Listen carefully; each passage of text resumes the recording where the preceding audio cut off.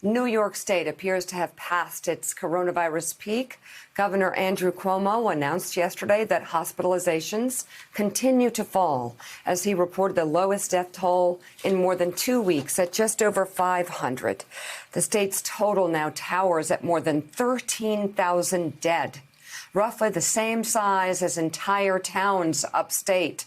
Cuomo cautioned that the downward trend continues to be a big if, as long as New Yorkers stick to the guidelines.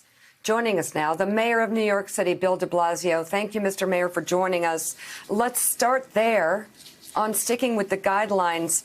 If you could please talk about the challenges of asking New Yorkers, people who live in New York City, to stick to the guidelines for months to come.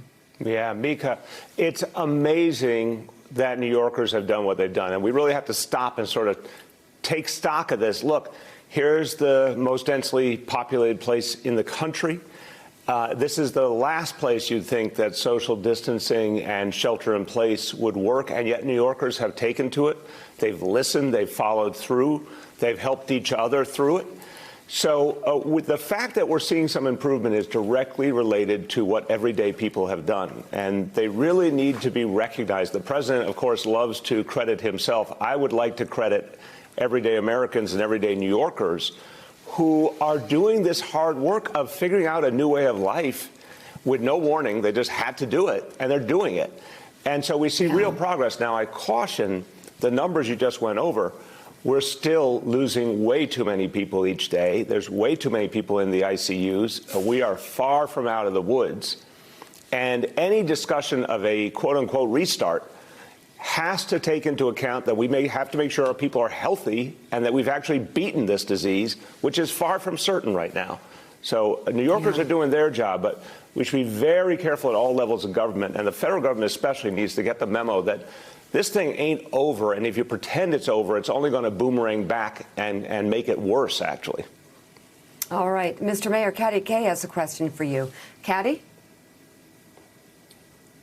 Mayor, thank you for joining us. You had some pretty hard words for the president over the weekend, asking if the White House just wanted New York to drop dead.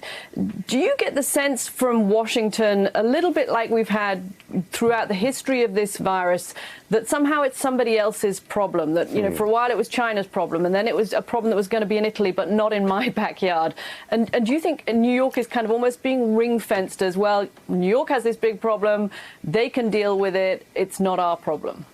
Yeah, Katty, I think that's exactly what you're seeing. And first of all, we all know it's not just a New York problem. This is a problem all over our country. And if it's not handled right, it actually will get worse in all kinds of states. I mean, this is a red state and blue state problem. It's bigger cities, but it's not just bigger cities. We see, obviously, in small towns of America, this problem, too. So I think you're right. In the mind of Donald Trump, it becomes easy to say, let me compartmentalize this away. But here's the truth. First of all, 8.6 million Americans living here who have walked through hell and are still fighting an extraordinary battle, and they need their federal government to stand with them. And that analogy I made the other day, reminiscent of the 1970s where Gerald Ford turned his back on New York City. I don't think Donald Trump wants to be in the company in history of Gerald Ford, or another great example, Herbert Hoover, who he acts like a lot, when Hoover literally ignored the totality of the Great Depression and let people suffer. You see too much of that with Trump. So right now, here's the nation's largest city, one of the great engines of the American economy. I'm asking for help to get back on our feet. Right now, I want to give you a very sobering figure. We are going to spend this year $3.5 billion to save lives and protect the health of New Yorkers that we were never going to have to spend in a normal year. But this crisis is so bad, we have to save lives. There's no other choice but to protect people. Federal government is not saying we're going to make you whole for that extraordinary effort. My budget, I just announced, we've lost over $7 billion in revenue. Right now, Donald Trump is not doing anything to help my city back on its feet. How am I going to pay for basic services? How am I going to pay for first responders? How am I going to have a restart of my economy if my city's going broke? And I know it's happening all over the country. you're hearing mayors, Republican and Democrat, have talked to them saying, we're not going to be able to make it if we don't get help from the federal government, because we've just seen a hit on our budgets, a hit on our cities, a hit on our people that was unestimable. And Donald Trump is silent. You know, Senator Menendez, Senator Cassidy said yesterday there should be a bipartisan consensus to provide aid to cities and states and get them back on their feet. That's how you restart the economy. Anything short of that, you're not going to have the recovery. But Donald Trump is literally silent, doesn't seem to care. We have Donny Deutsch with us, New York's own Donny Deutsch. He has a question for you, Mr. Mayor. Good to talk to you, Mayor. Keep up the good work. Here's what I'm still not getting, and this is the million-dollar question that nobody seems to have an answer to. You just showed on Times Square, there was a clip that there's nobody there. I walked on Fifth Avenue yesterday. There's nobody there. I still don't understand what the moderate step is, what the first step, without testing, without a vaccine. I don't see how we get from A to B, whether it's a week from now or even 5 weeks from now. Please paint a picture, whether it's June 1st, June 15th, July 1st, what that first step back for New York or anybody else would be, because I can't see what it looks like.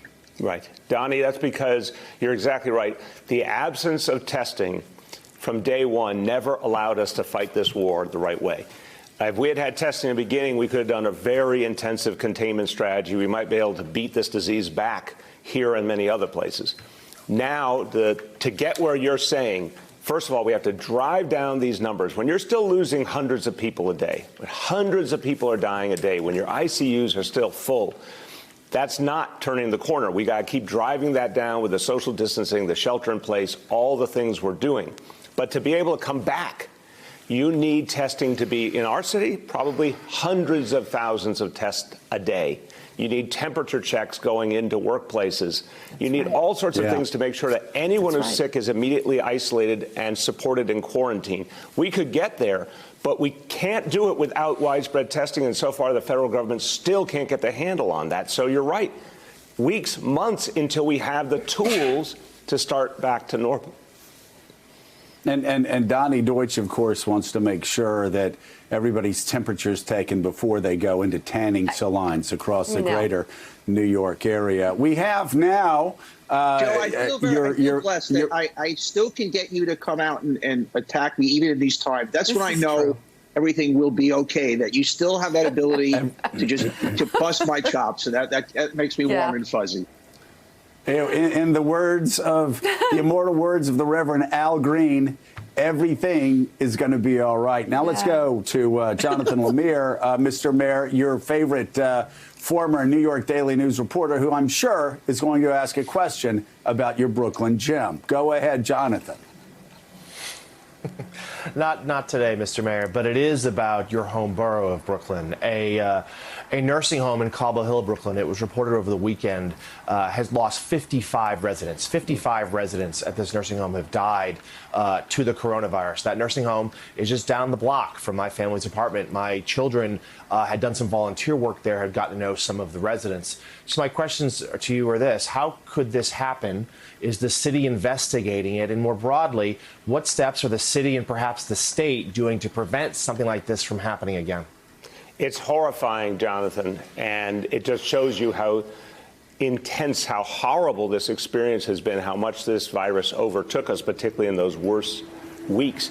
So there's two different responsibilities here. The state of New York regulates, monitors nursing homes. They set the policies and the approach. The city of New York has been providing a lot of the supplies, the personal protective equipment, and whatever support we can to help people there. Our hospital system, obviously, that's been the line of defense, so that folks in those nursing homes who needed help, we would get to the hospitals that we've been trying to keep alive through this crisis to get them help. But something really has not worked out the right way, obviously, because people in nursing homes have been so vulnerable and somehow have not gotten to the hospital when they needed to. There's something wrong. We have to figure it out now, and we have to figure out afterwards what we're going to do going forward. But it's horrible. It's horrifying. It kind of reminds you that this crisis has taken us places you could not have imagined in modern America. where so many people have been vulnerable, but it's also a warning of you cannot pretend that this ferocious disease is simply going to walk away at one point, or you flick a switch and it's gone. You have to recognize how dangerous it is, and that's why that way back that Donnie was just talking about, it has to be done the right way, or this disease can reassert, and you'll see more tragedies like that. All right. Mayor Bill de Blasio, thank you very much. And Donnie Deutsch, thank you as well on many levels. Donnie, thank you. You're great. We love you. You still can ahead. tell all those people that you're Zooming with, and I don't want to know all of their names, that we actually are very good friends. And All it's right. great having you on. Love you, buddy. It's still By ahead the on way, Morning do- Joe Europe. let me just ask Mika, do you Yeah. really want to know? Do you Yeah. really want to know Yeah. what Zoom chats Donnie's going into No, I right don't. now? I don't. I mean, seriously. He's fine. It's I would good to be have him on. Spraying the... Okay. Thanks for checking out MSNBC on YouTube, and make sure you subscribe to stay up to date on the day's biggest stories. And you can click on any of the videos around us to watch more from Morning Joe and MSNBC. Thanks so much for watching.